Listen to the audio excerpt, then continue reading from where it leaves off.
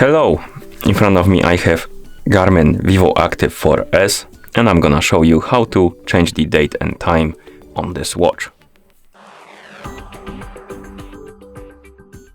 First we need to open the menu. To do it, press and hold the lower button.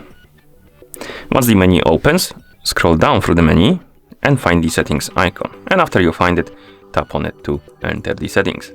In settings, scroll down and find the option called the system. Then tap on it to enter. And here, find the option called time and date. We have two options, as you can see. First, let's tap on time.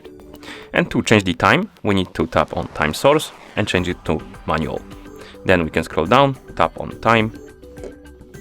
And now we can change the time to our liking.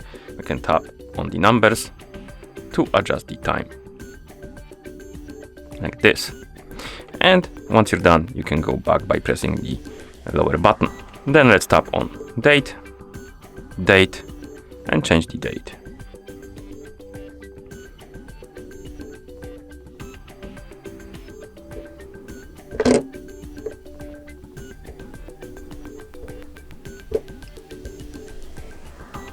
Like that. So basically you have to enter the year, day and the month.